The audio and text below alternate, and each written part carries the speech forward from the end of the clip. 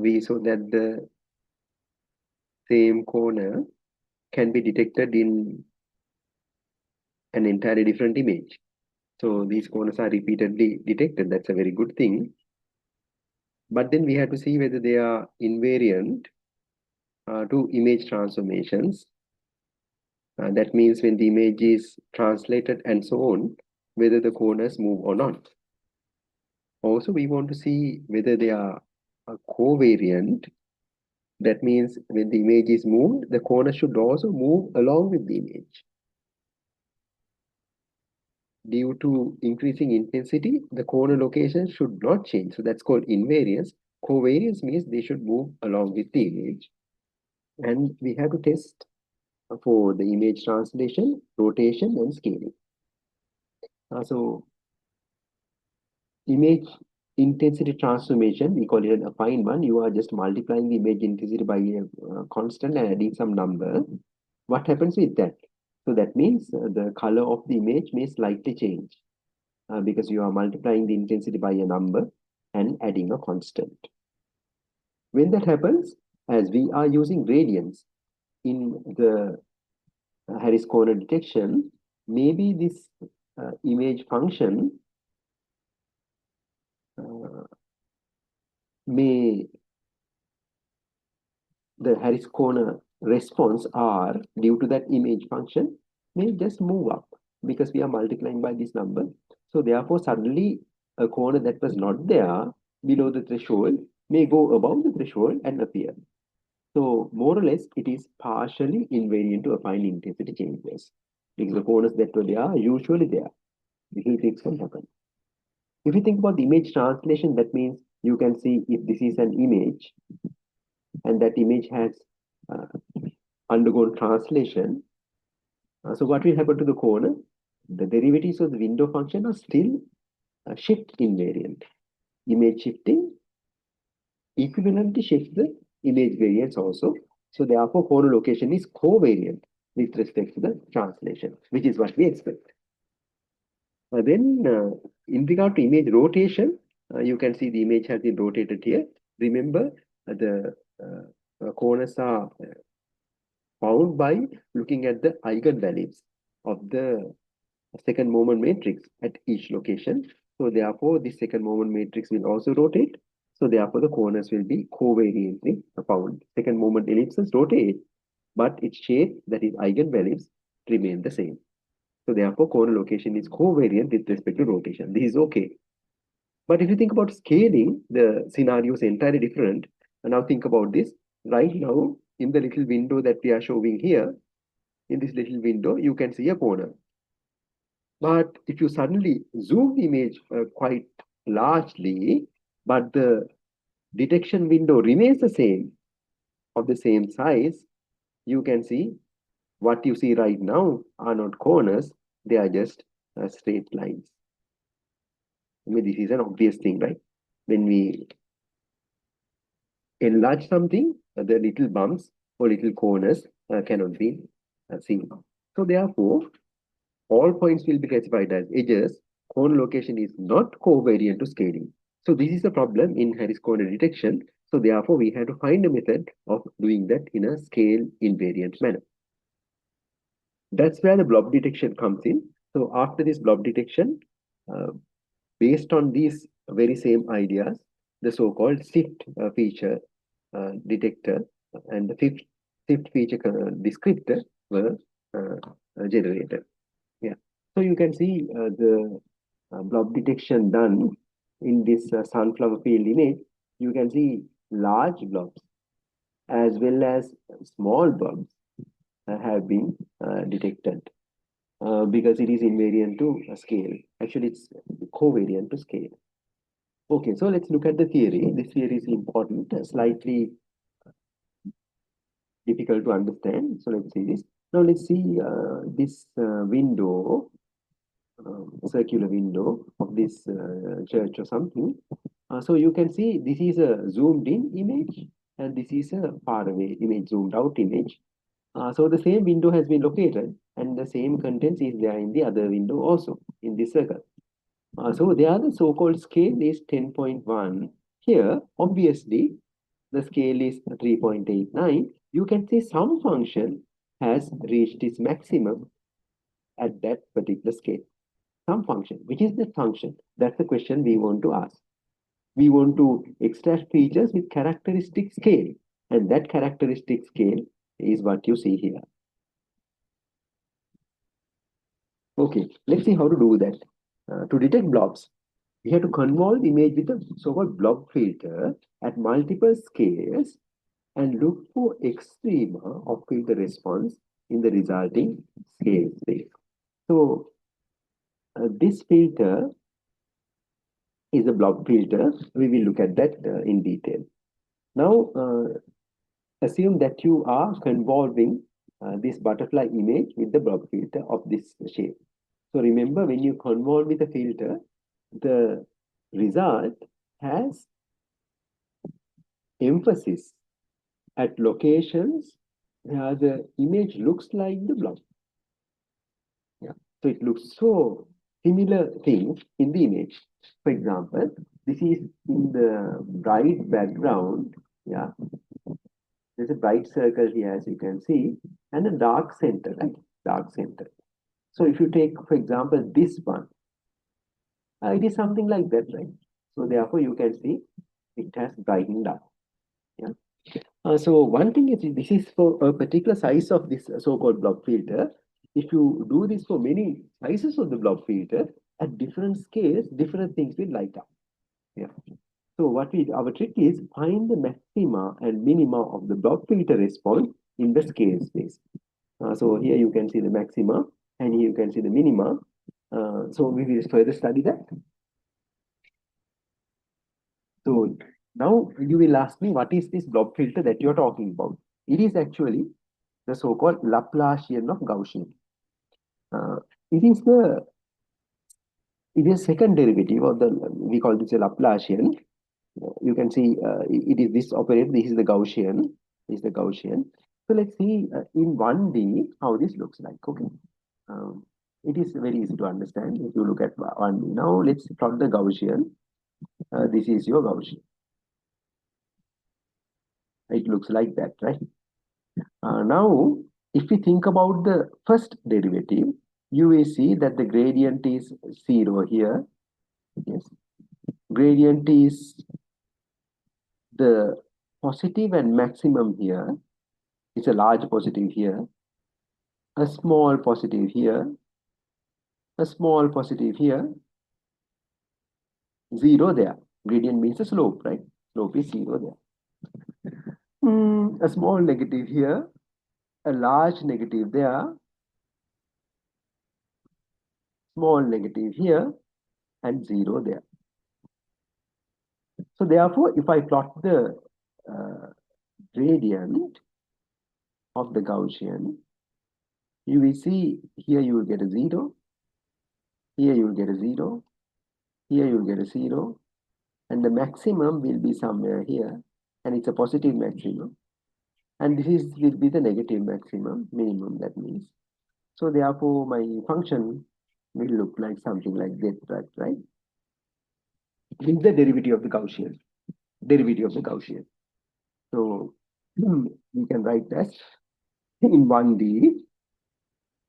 Because it is 1D, I can write d instead of partial derivative, dg by dx, right?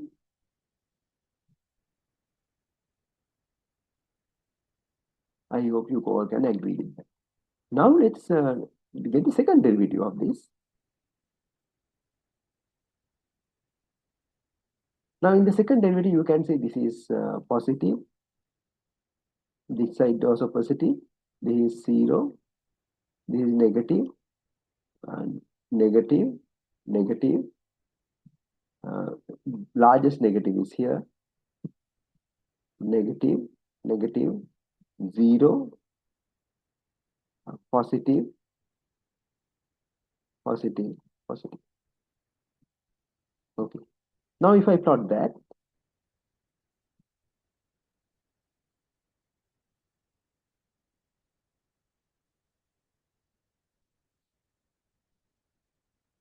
of course, here it's negative 0, right? It's anyway 0. Here it's 0.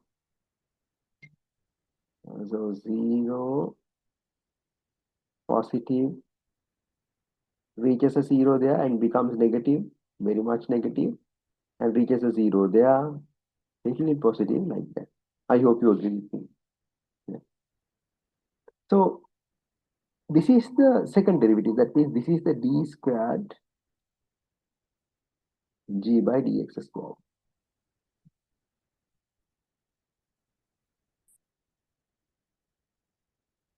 Do you agree that this looks like that? If you rotate it or if you convert it to 2D, it looks like that, right? A large negative at the center, a large negative at the center, and a small positive here corresponding to this place and that place, and becomes 0 outside. This is the picture of the Laplacian of Gaussian. In 3D, it looks like this. Okay. So when we use this filter, you detect structures like that, and you do that at different scales. How do you scale it? By selecting the sigma of the Gaussian. Yeah. Okay, let's look at what happens there. So you can see the image F here, and the d by dx g, that's the derivative of the Gaussian. And if we convolve it, at the edges, you will see a hump at the edge. Okay. Now let's take the Laplacian of Gaussian. It's a second derivative, so similar to the Laplacian second derivative as we looked at. So its shape is like that. I hope you remember now from the previous slide. And when you run that at the edge, it will give a blip like this. So it will be a zero crossing, uh, edge is a zero crossing. Okay, so please remember that. Now let's look at this picture. Now this is a 1D version of an image. So you can see that this is a bright circle, perhaps, bright circle in the dark background. Something like that. This is a dark background. And what you do is you take a scan line, maybe like that.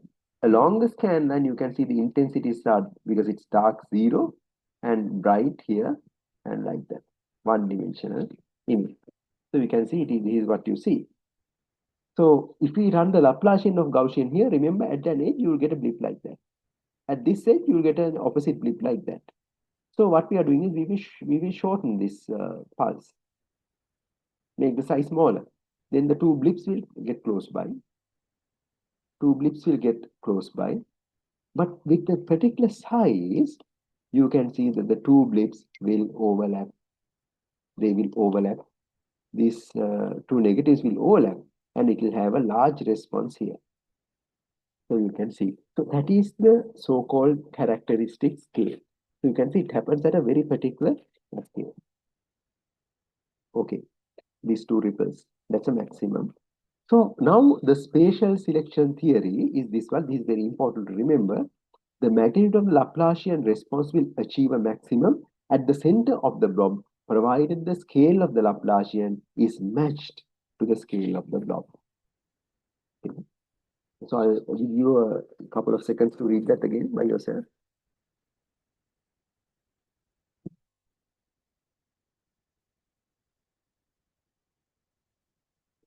Okay, thank you. Then now the scale selection is, we want to find the characteristic scale of a blob by convolving it with Laplacians at several scales and looking for the maximum response.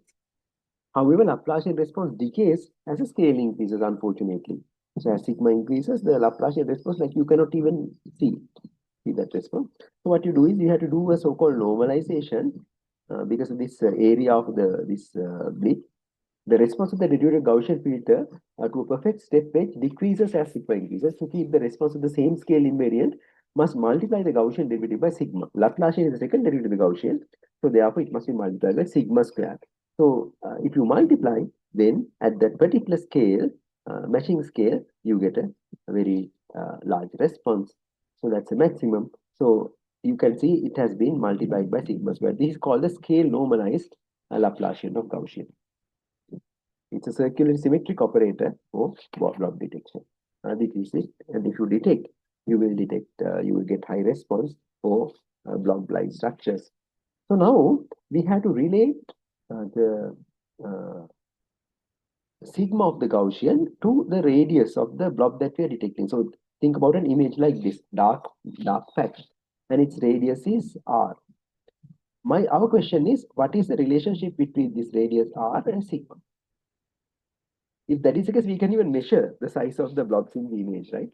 So that's the question. So it turns out that when you this is the our circle. So if you get a scan line, you can see you will get a response like that, right? Dark in the middle and outside bright. So this is because this is bright, and inside the image it's dark.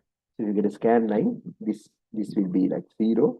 This will be a large value, maybe 255. You can see something like that, right? So when this is the Laplacian of Gaussian response, right? Laplacian of Gaussian. So that 0 of that should align with the image size. So you can do a little bit of mathematics. I will not do that, and then equate this scale normalized Laplacian of Gaussian uh, and this one, and then you can find a formula for the radius. So the finally what you get is x squared plus y squared minus 2 sigma squared times e to the power minus x squared y squared 2 sigma squared divided by 2 sigma squared. It is equal to 0. So this one cannot be 0. It's an e to the power. So therefore this part only can be 0 when you do that, because x squared y squared is the radius, as we know. So therefore you will get this formula, sigma is equal to radius divided by square root of 2.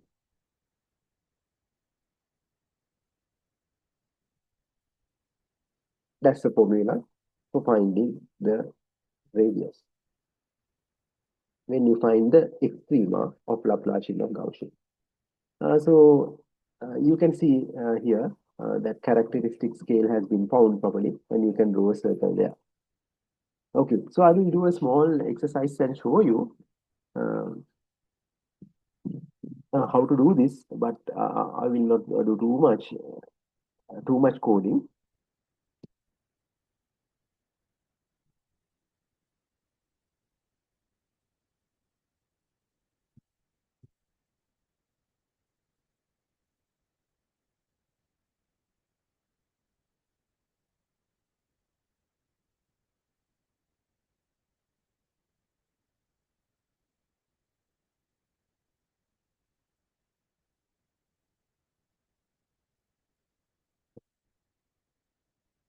All right, so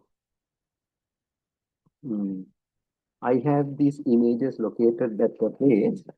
So I'll get that place. Mm,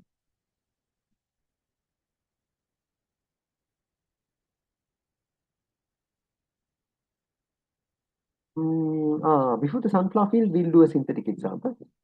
I'll do a synthetic example for that.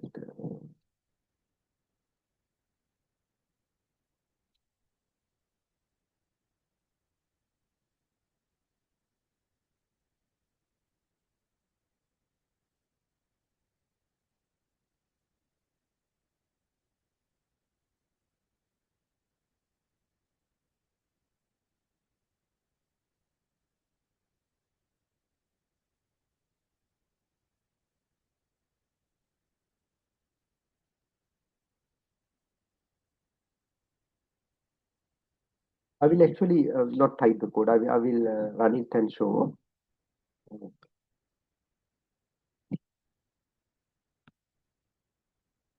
Okay. Uh,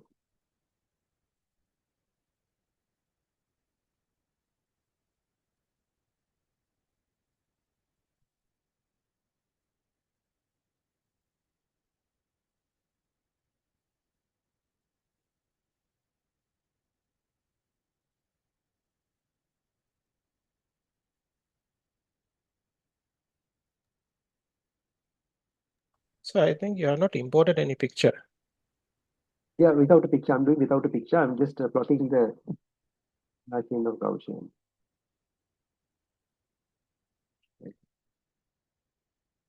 So I have considered sigma equals 10 of function. This is the most important line. So log is not defined somewhere. Yes, Yeah. that's fine. So that is the Laplacian of Gaussian. You can see at the center it's very low, and there's a positive area, and this is the outside of the function. So I just want to show you this. So you can see what I have done. This is the equation for the Laplacian of Gaussian.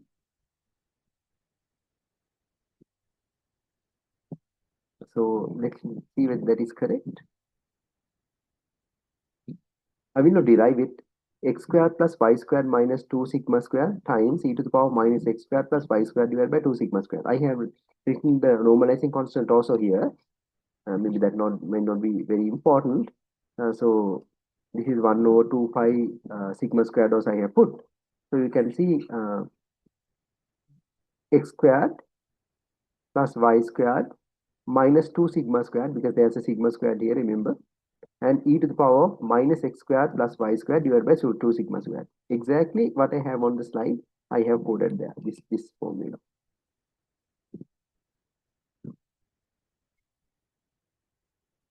Maybe I can write the formula here.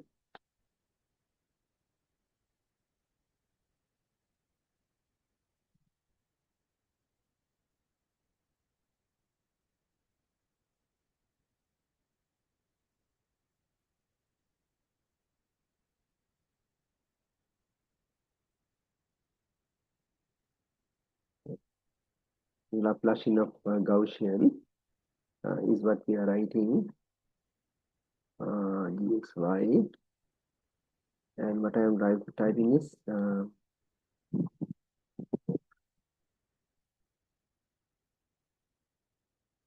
1 over 2 pi sigma squared, yeah, 2 pi sigma squared. Then I have x squared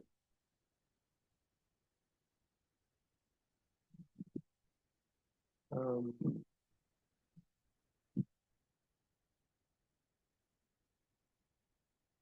divided by sigma squared plus y squared divided by sigma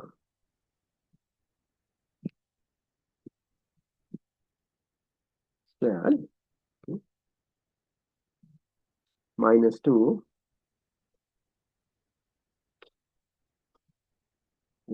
I'll make it slightly better looking. E to the power of minus x squared plus y squared uh, divided by, okay, let me write a track here. You don't have to know how to write these display commands. I'm just trying to show you how it looks like.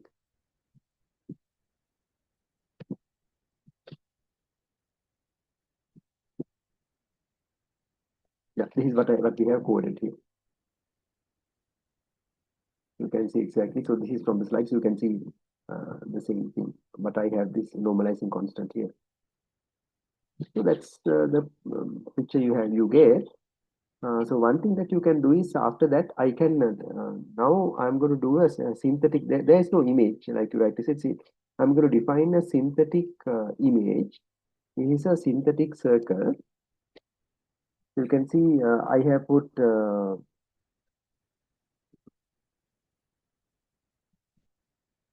f is once, and then I have a mesh grid, and if that mesh grid is greater than 0, I'm multiplying by f. That means I'm generating an image like that. So dark in the middle, bright in the outside.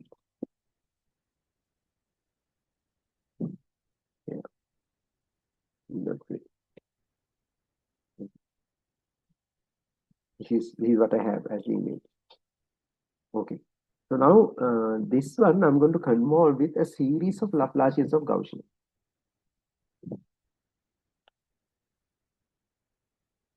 That also I will not type because it will take a long time to type, but I will explain what happens there.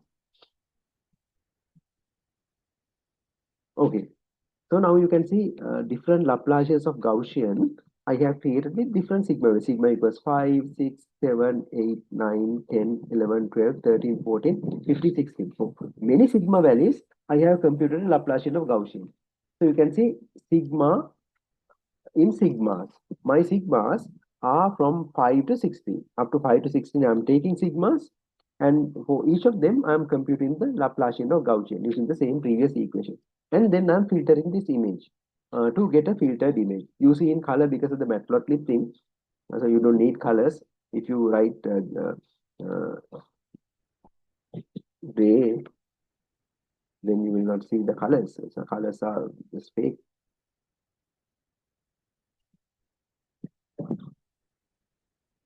These colors also I will get rid of. Colors have nothing to do with it. So if you do that, you don't see it because they are very, very small. So I will remove that. We need the Remax. Okay, now you can see the Laplacian of Gaussian. So you can see this change in size. They change in size. This Laplacian of Gaussian. Actually, you might not be able to see that change in the size of the Laplacian of blob, but it is changing. You have to believe me that it is changing in size. So when you convolve, at some point, it is at a maximum. Actually, that point is 35, 35, 5. When the scale is 5, that means this one is 0, 1, 2, 3, 4, 5.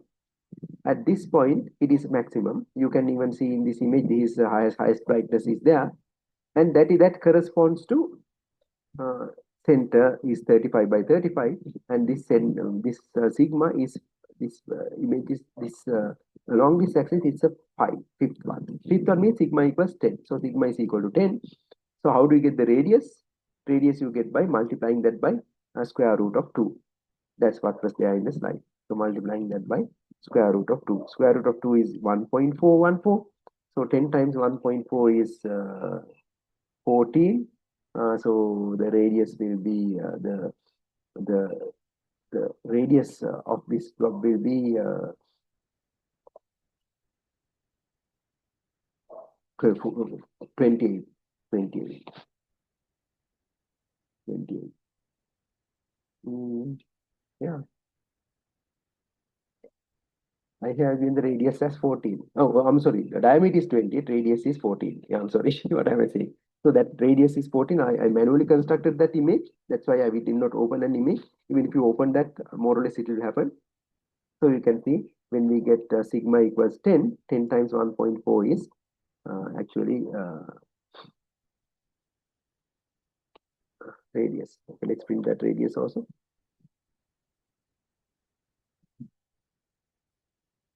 R equals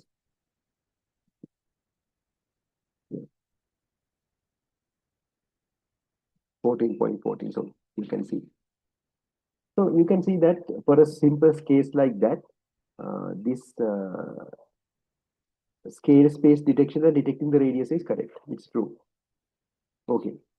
So then let's see this animation. As an example, so now this is sigma equals 2. Sigma equals 2.5. Sigma equals 3.1. So you can see different sizes of blobs get emphasized at different scales. Can you see that? So this is the exact theory that they used when they came up with this shift feature detector, David Lowe and others.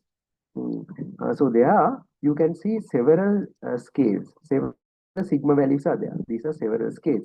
Actually, they have shown only 3 scales. So along these 3 scales, you can see this is the spatial axis, of course. This is you can consider this as the y-axis, x-axis. This is the j-axis or y-axis, and this axis is the scale axis. There are 3 axes now, not only the spatial axis, but the scale axis also. That's the sigma axis. Along all these 3 axes, we find the maximum. We find the maximum. Now, a little example also. We spatially found the maximum that turned out to be the center, 35, 35. And spatial axis also, we find the maximum, it turned out to be 10. Convolve the image with scale normalized Laplacians at several scales. Several scales means several sigma values. Find the maximum of the squared Laplacian response in the scale. So when you do that, you are able to draw these circles. How do you draw the circles? Circle radius is square root of 2 times the maximum sigma value at that location. Sigma value that maximizes the Laplacian response. I hope that this scale space blob detection is clear to you. If you have a question, please don't hesitate to ask as usual.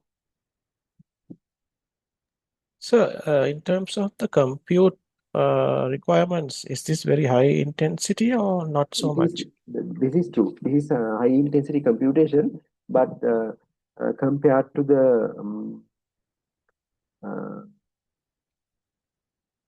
the deep learning computations that people do now, this is, I mean, almost nothing. Okay, sir. Yeah, yeah, that's the thing. So this is like, I mean, even for robot navigation and so on, this is fast enough actually. But I agree that you have to do a lot of convolutions for this. But see, like here we did, how many convolutions did we do? We did 15 convolutions, something in my example.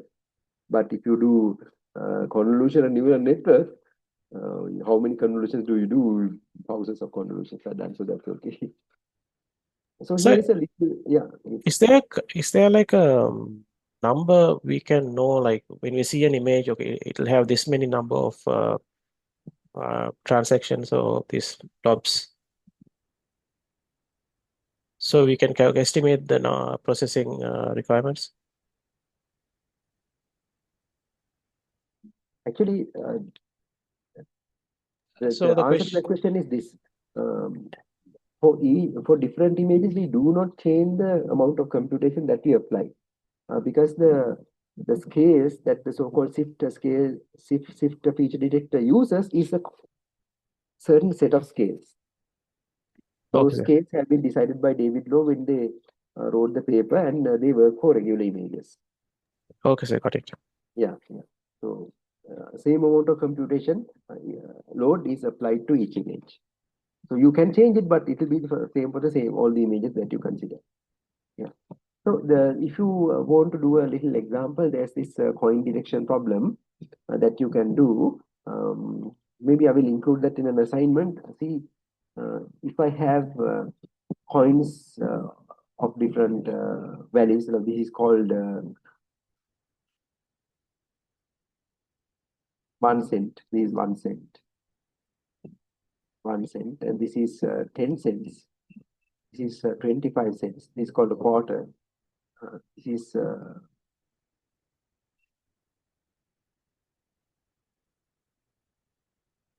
I'm sorry. This is, I think I'm going crazy now.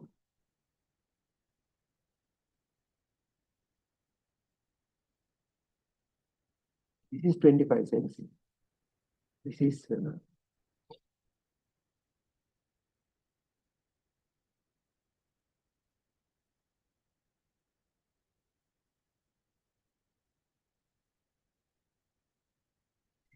1 cent, 5 cents, 10 cents,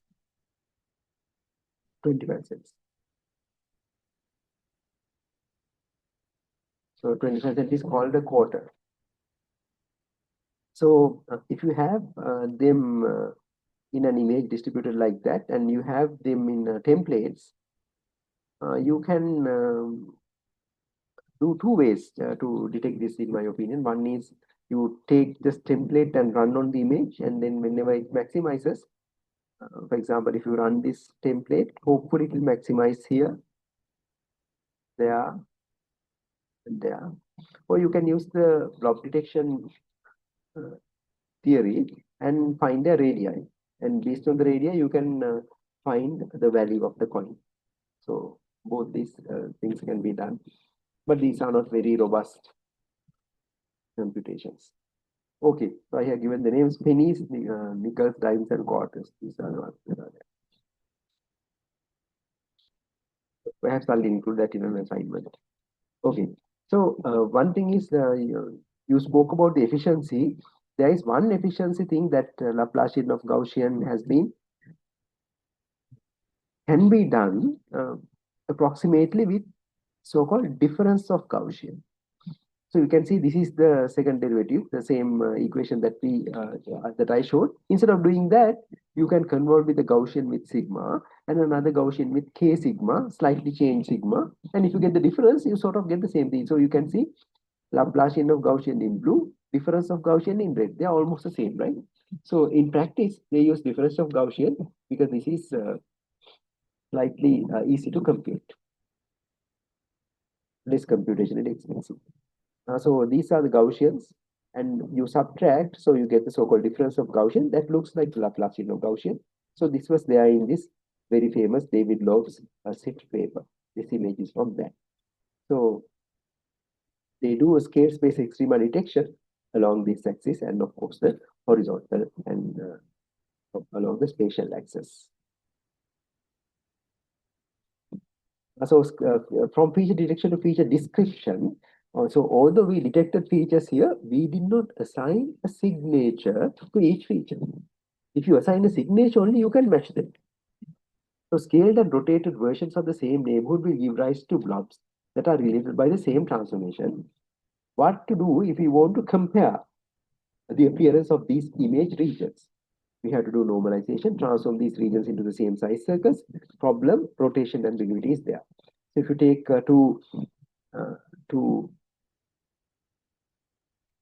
circles, of course, the radius of circle we don't know how to compute now, but there will be a rotation problem. So this may be facing that this way, this may be facing that way. So how to correct that? This can be corrected by dividing that area into small rectangles like that. In each of these rectangles, we estimate the gradient direction.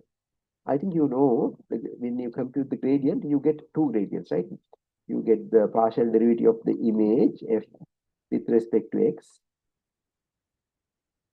yeah, and the partial derivative of the image with respect to y. So that means the gradient has a direction. Some direction is there, that tan theta is the ratio between this and that, right? So therefore you can draw an arrow like that, magnitude and the direction. So at each cell you draw a magnitude, an arrow with an angle. Then you can see, you can get the histogram of that. So we are asking with this angle, so maybe this is 0 to 22.5 degrees. How many arrows are there? What is the strength of the arrows? You sum them. For example, we can consider this arrow over that. We can consider this arrow over that, and so on. So we falling within that angular range, and then you plot it. And then from 22.5 to 45, what is the strength? And so on. So therefore, the strength, maximum strength corresponds to the so-called angle of the patch. Now you can see we are not only assigning a scale, we are assigning an angle also to the patch. Now, even if you rotate the patch, the angle will equivalently transform. So therefore, we can have the patch orientation also with this technique. So maybe we can say the patch orientation is this one, corresponding to about half, between 25 to 45, right? About this angle. This is 360. So that's why when you detect safe features, you can draw an arrow with a particular length and a direction. Particular length, and length is the scale value, the sigma value that we get, and the gradient orientation is the angle at which we can draw the arrow. Yeah. So I hope you can understand that. So with this detection is covariant. That means if you transform the image, features will also be transformed. Therefore, even if the image is at a different orientation, you would be able to get the same feature there. So then let's look at how to assign a signature. What they do is they will find this gradient magnitude orientation in all these little patches, and then they will have histograms like that. You can see if you take this arrow, we are asking at 45 degrees what is the gradient strength in this set of patches. That's the question we are asking. So when you do that, you can see there are 8 numbers here, and so on. So you have 8 numbers in 4 by 4, 16 squares. 8 numbers in 16 squares. So 8 times 16 is 8 times 16 is 128. This is the famous 128 dimensional set descriptor. 128 dimensional set descriptor. So a set descriptor is a synthesis of the radius in the patch. But of course, that patch is located with the scale that came out of from the scale-based extrema detection, the radius that we found. And we have assigned the orientation also to that.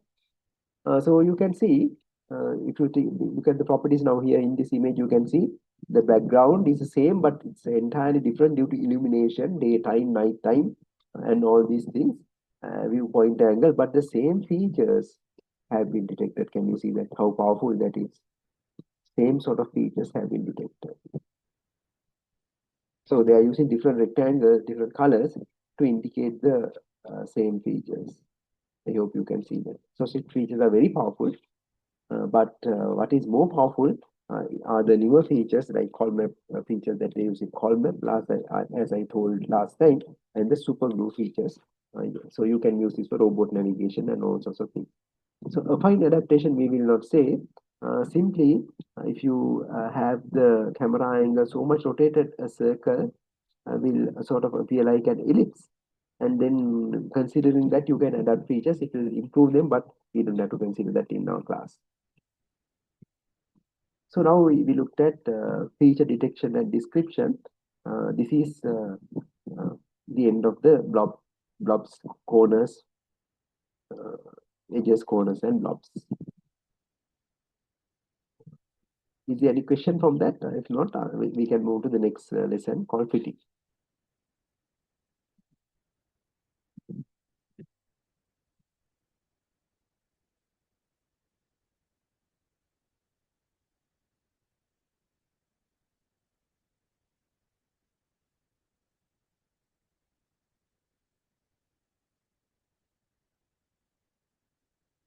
Okay.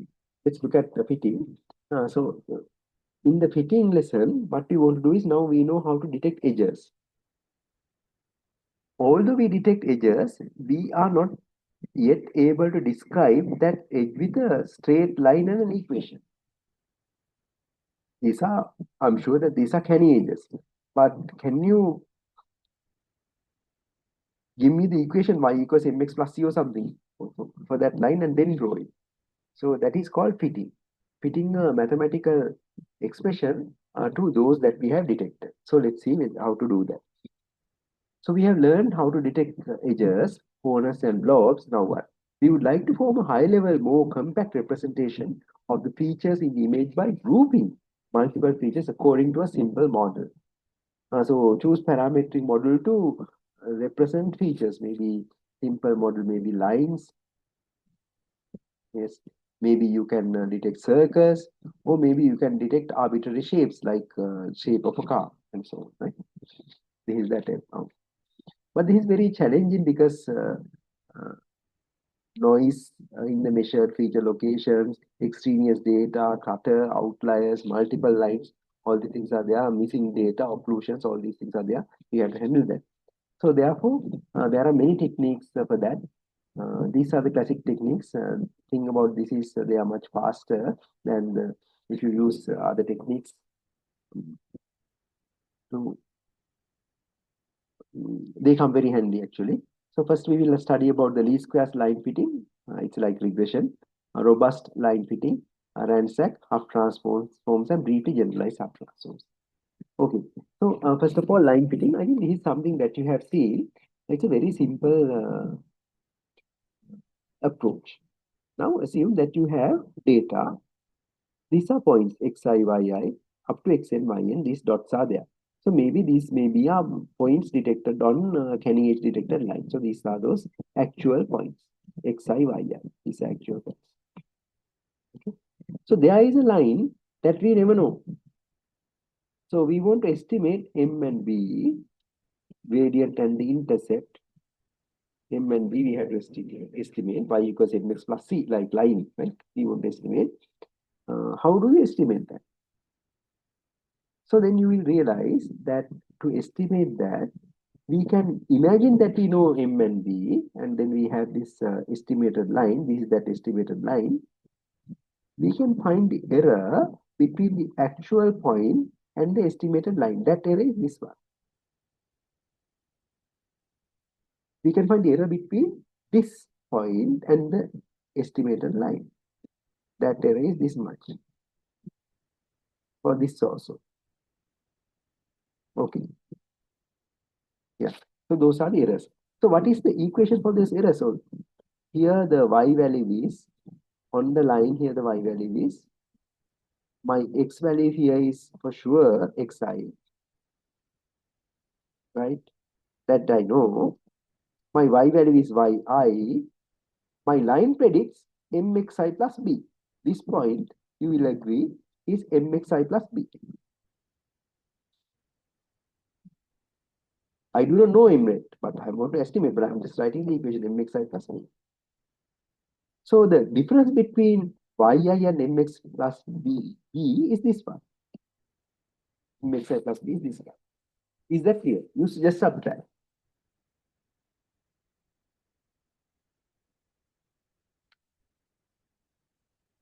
Of course, you have to minimize that difference, but to minimize, you have to put a square there. Otherwise, the positives and negatives will cancel off.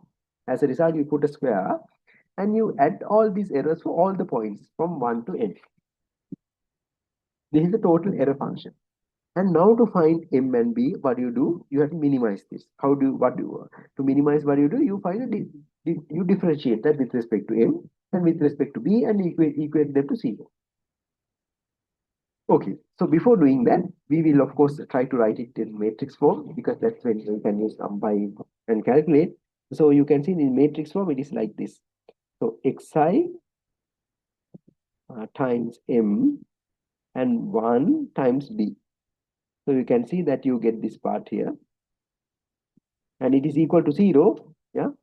So on the right hand side, you have yr.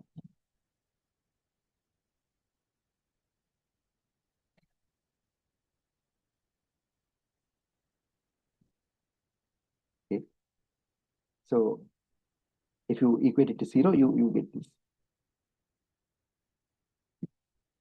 The mathematical thing up to now, up to this level, I will not say. So this is x, we call this matrix x, we call this b, and we call this y. So you have to get x, you can think that you want to write b equals x inverse y, right? You think that you want to write that, but this is not correct. Why is it not correct? Because x is not a 2 by 2 matrix to be able to be inverted. So therefore, you have to use the so-called pseudo inverse. This is called the pseudo inverse. X transpose x inverse x transpose. And when you do that, you get the values of n by. So solution is given by x transpose x b, x transpose y. So this is the solution. I will not derive that. Yeah. But we can quickly code this and show that it actually works. So I will do that part. Um,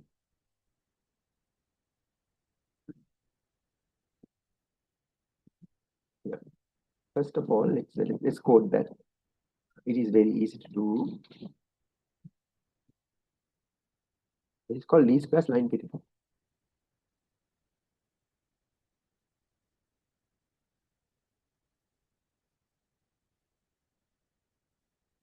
Actually, this is the so-called regression. So for that, the equation is, I will write the equation also, so that we are not, we can see the equation here. B equals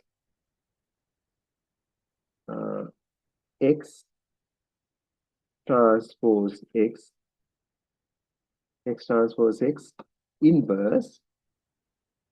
You don't have to know what I'm typing here, okay? X transpose y. That's the equation that we had to write. X transpose X inverse X transpose Y. Okay, so let's do that. So please watch this. So I will slowly do it so that you can be happy about being able to do something like this, and you can do little by little complicated ones by looking at this. Import numpy as in p, and then we can import matplotlib, and then let's define two actual values. So m equals, let's say, 2 and b equals 1. So these are the actual points. Huh? So we have defined that. So we will get some points for x equals maybe about 100 points from 0 to 10. Yeah, like that. And then we can compute the actual y. Actual y is mx plus b, right? That's the actual y. But this has to be corrupted by noise. So I will add some noise. np.random normal random noise. I will add noise of the shape of x. Okay. Okay, noise has been added now. Then what remains to be done is to implement that equation. But before that, let me plot this. Plot this. PLT dot scatter plot like this. Okay, so let's look at this scatter plot and see. So you can see the points have been corrupted with noise. If you did not have the noise part, then you will see all are correct points, all correct points. See, now it's all correct points, right? When you have the noise only, uh, yeah. So now this is the line. Take that this is the line. What we want to do is to use our equation and estimate m and b. We already know it, but that's okay. And so to do that, you can see what is my capital X. From the slides, you can see that my capital X is actually the column of x's, column of x values, column of x values, and there's a column of ones, column of ones. That's capital X. So I have to define that.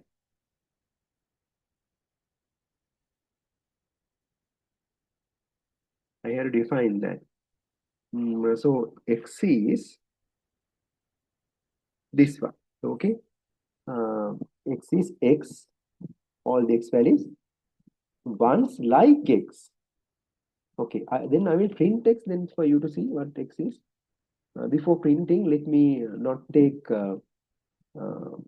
that many points, and let me take step equals 1 so that you will get about 9 points, and then you will be able to see what X is. Can you see 0, 1, 2, 3, 4 up to 9, and we have put a 1 there. That is our capital X. So now what is the equation? I will not do that. B is equal to, we have to invert X transpose X. X transpose X must be inverted. So you can see what they are prompting is correct. X transpose X. So matrix multiplication is this at symbol, X transpose X. And to get the inverse, you have to get np.linear algorithms, linear algebra dot inverse times X transpose. You can see this one times Y. That's it. So we have got B. So we can get estimated M is equal to B0, estimated B is 1. So now we have to plot that also. So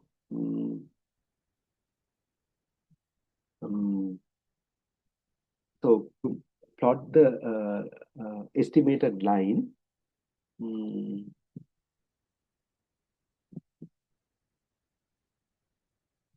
Okay, let me show you how I plot the estimated line. So scatter plot is fine. plt.plot, plt.plot, okay. First of all, I will take the first x value, x node, okay. Then I'll take the last x value, last x value is, I can write x minus 1. This is, so I give it a vector, first x value and the last x value. And the y value at the first x value, that is m Okay, I'm plotting a true value, true one now. M times x0, that's plus b, is the first x value. And the last x value is m times, remember x minus 1 is the last value, no? Plus b, plus b. Okay, that's the line, and the label is a true line. Okay, color it. So let's draw that. Correspond match. Uh, x plus b. Okay. So you can see the noisy points and the true line. This true line we never know. Now let's got the estimated line also, that we can plot in. Actually, we plot this in green, true line in green and estimated line in red. For that, I don't use M. I will use MST and BST and MST and BST. Okay. So put legend reality show.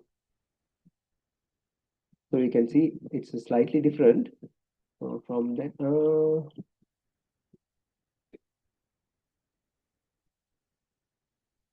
There was some mistake somewhere.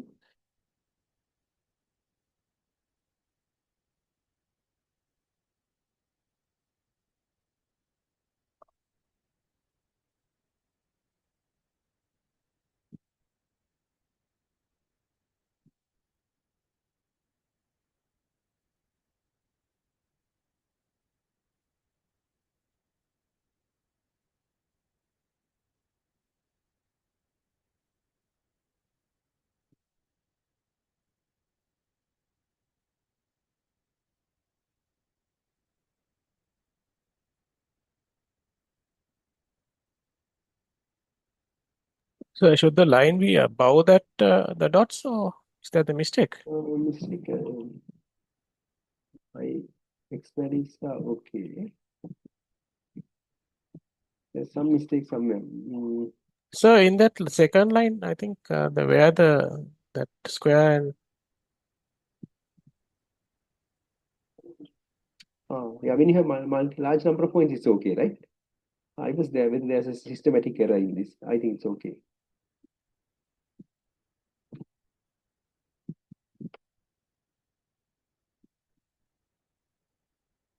Yeah, it's correct. It's correct. I thought that the lines were going parallel. So you can see the when you can estimate the line. So that means red line is a true value. The true line estimated line.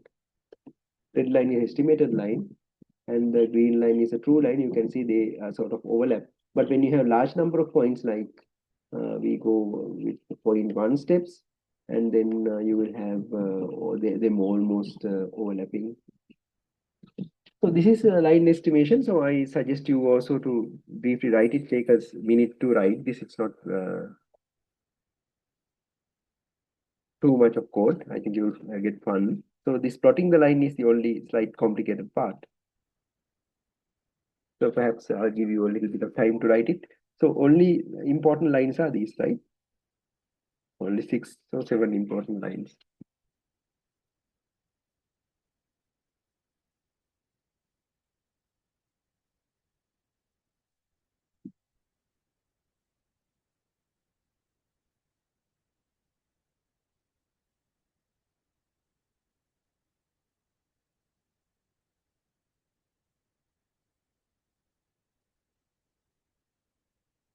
Only thing that you need to understand is this one. I did not prove that. You can prove it.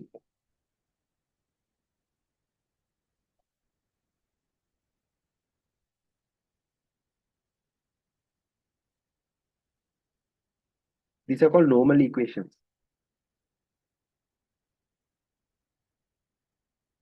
If you want to study further, you can, this is part of regression. You can look at maybe this book, Kevin Murphy's book. I should learning out. Kevin Murphy's book, Probabilistic Machine Learning, this book. It's available online, or you can use, if you want more statistical point of view, you can look at this point called Introduction to Statistical Learning. Both these books I think I have introduced. So both the books are available freely online, official copies. So a lot of treatment on regression. So did you share those books on your screen or you just mentioned them? Didn't I show them in the very first slide or something? Let me see.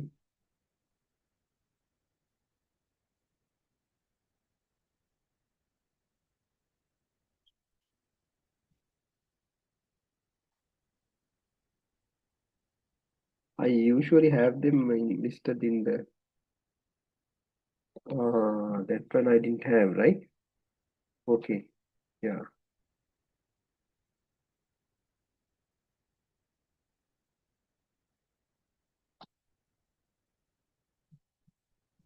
So let me type that in the column. While you're looking at it, you can do that.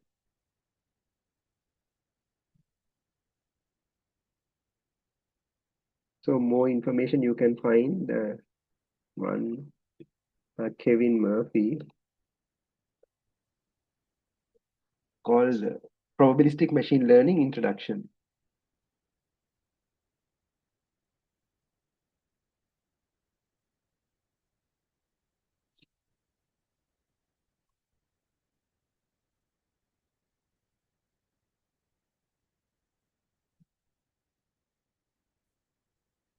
I think it's the 2000,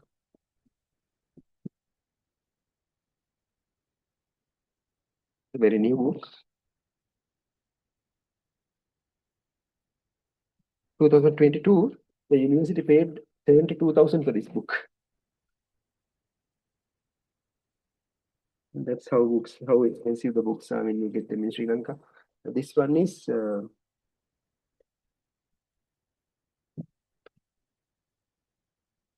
James and others, an introduction to statistical learning.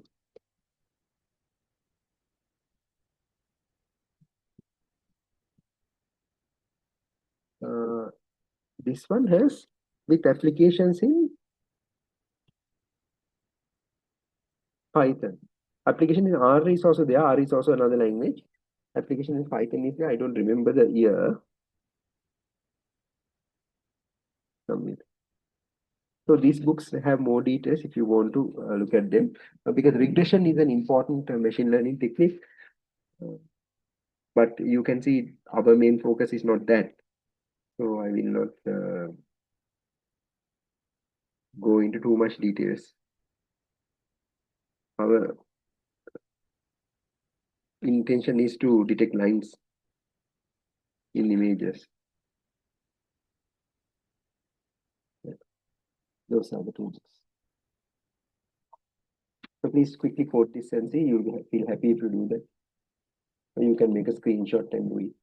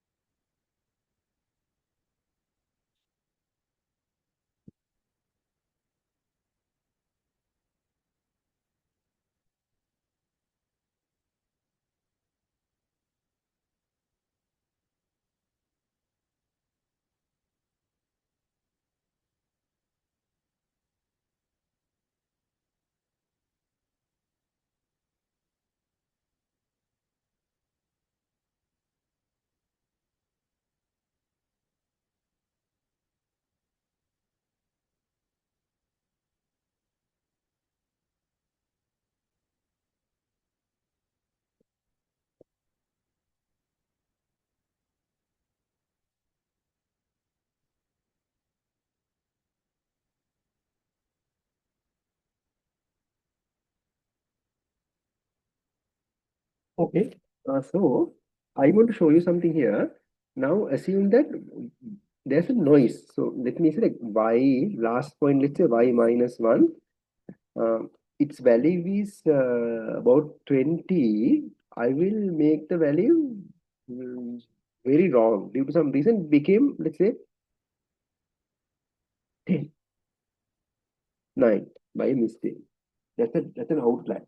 Now let's see what happens to the estimated line. This is an outlier.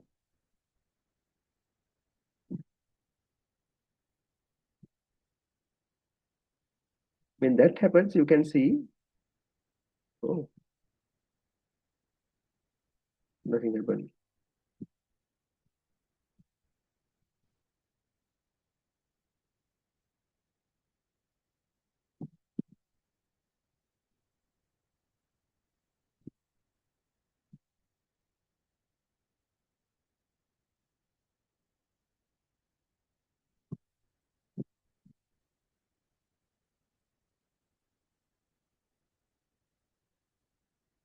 Because of this large number of points, nothing has happened. But if you have a few points,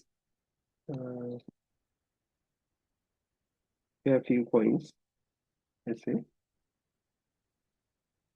due to that outline, you can see the estimated line totally gets turned because this error is too large. Too large. That's what happens. So if it is like a large outlier, like this value is 2.5, you can see suddenly the line totally changes because this error is too large. So it tries to correct this error rather than correcting all other small errors. So when outliers are there, this least squares line fitting totally fails. Okay, well, let's go further.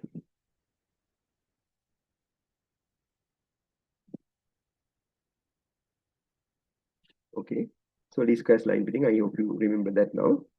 Is it a good solution? The slope intercept parameterization here's a vertical line. So if you take a vertical line, what is the slope? M. M is infinity. So therefore, you cannot use it for a vertical line. For a vertical line, M is infinity. So you cannot find infinite parameters in this, so this is wrong. So that cannot be used because in images this happens because when the image rotates, and also solution is not equivariant with rotation. So that is also a problem. So therefore, we have a thing called total least squares. There, you don't get the vertical distance, but you get the perpendicular distance. Perpendicular distance. And the line parameterization is also different. Ax plus by is equal to d. We use three numbers to parameterize. I think you will agree that this is also a line. So in this parameter, AB is a unit normal to the line. That means it's perpendicular to the line. That is a squared plus b squared is equal to 1. D is the distance between the line and the origin. Yeah, so that is the new parameterization. With this parameterization, perpendicular distance between point xi, yi and the line is easy to find. It is axi plus by minus d. It's easy to find, easier than the previous one. Okay, that's the perpendicular distance. So those things we have to sum, square it and sum, square it and sum for all the points and get the error. This one you have to minimize. Okay, so this is what we are solve for d first.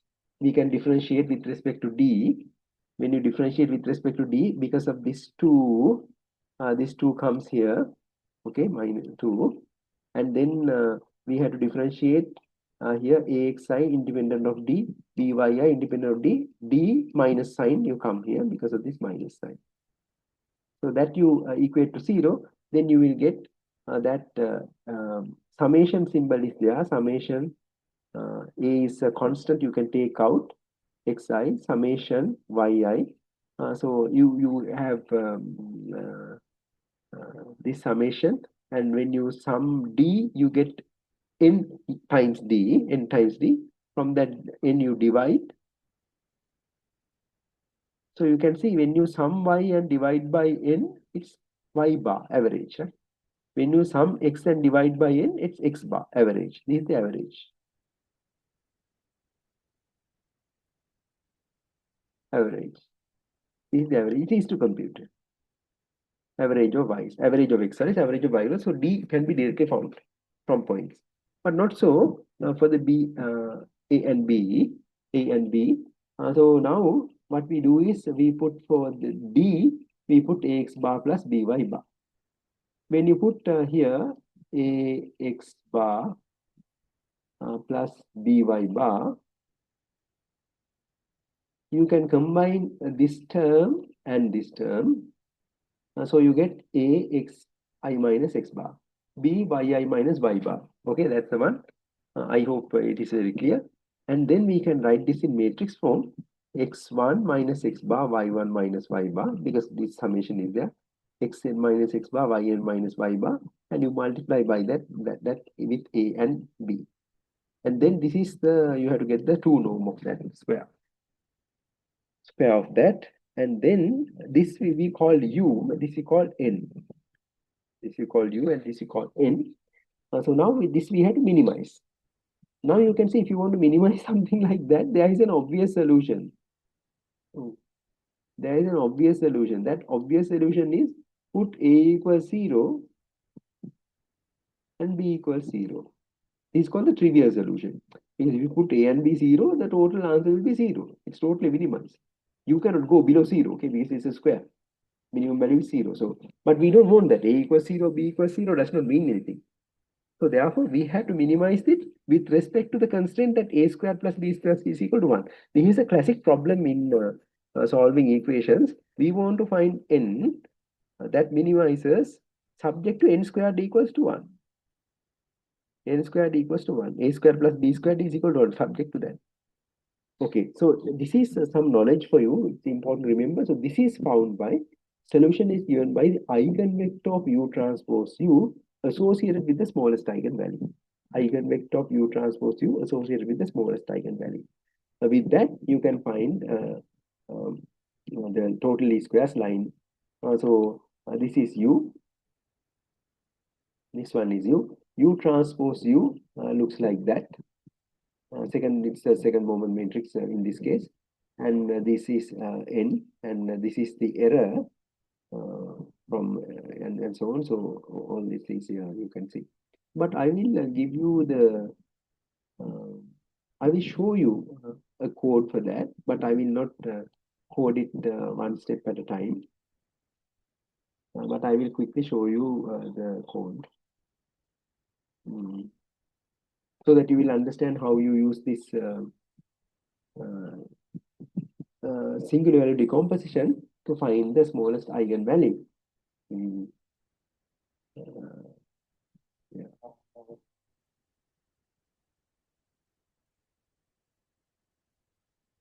Not this one. This is the noisy point generation. Okay, that's fine. Okay, this is the noisy set of points. That's okay. So then what I want to do is implement this equation. So I have coded that in a markdown. I will show that this is what we want to implement, right? You transpose u thing. So here is how you implement that. Okay, I will draw your attention to that line. So, okay, n is the total number of points. So x is x line. So u is x minus mean of x. X minus mean of x. And in this x, both x and y are there. Both x and y are there in this x. I have concatenated those into that x. So you can see that x line means I have horizontally stacked x and y. Both of them are there. So from both of the x column and the y column, I subtract the x mean and the y mean. Then this is done. The broadcasting happens here. I hope you remember what broadcasting is. Then we are finding the eigenvector of u transpose u. So for that, you have to use the linear algebra singular value decomposition SVD of u transpose u, u transpose u, and then the small a b. You have to get the last row of that. That corresponds to so-called smallest eigenvalue. Those who have studied the linear algebra will understand what this means. Even if you do not understand, you just have to remember to solve so-called a homogeneous set of equations. This is how we do it. And then I have computed d as the mean and so on. We show that in the, so the best model line is this one. So I have done the plotting after that. So you can see the line is nicely fitted. Same as the one, but this will work for even for a vertical line. This will work. Even the if the slope is very large, this will work without problem. So here the slope is m equals -1. So even if I have slope a very large value, let's say 100 or something, still it should work. Yeah, it's a very large value, okay?